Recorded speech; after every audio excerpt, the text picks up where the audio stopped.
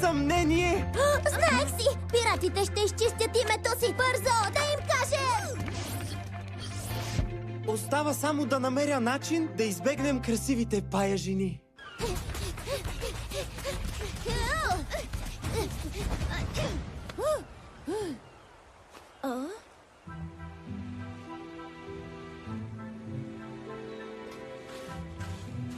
Но какво правиш тук, Макс? Другите се готвят за старта.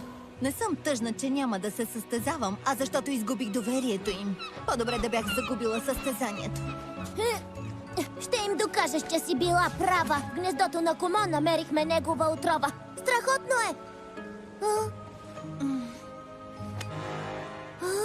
Вече не искат да ме слушат. Ако настоявам, ще ме изгонят от отбора. Все пак ти благодаря, Мишле.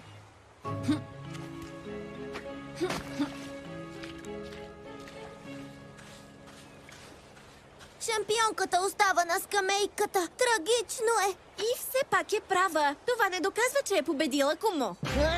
Това нямаше да се случи, ако не беше търсила паяка. Пиратите са ни приятели. Защо нападна Макс? Ще ми кажеш ли, Курто? Няма нищо лично.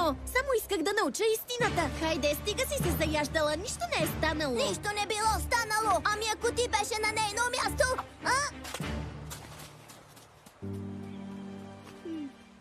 Пилоти, пригответе се за штура на превара! Изненадваща промяна при пиратите!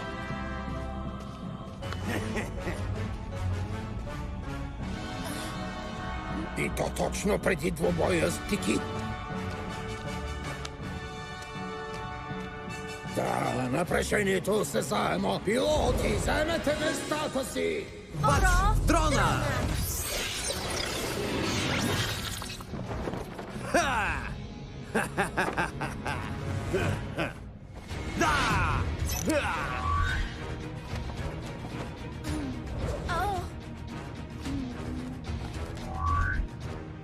Курто, промених крилата на Мароро. Вдъхнових се от водните кончета. Реакциите им са толкова бързи, че могат да променят посоката насред полета. Карай по същество. Добре, но да знаеш, че днешният полет ще бъде динамичен. Готови, старт! Не се тревожи, аз ще помогна. Включи стабилизатора и стой ниско.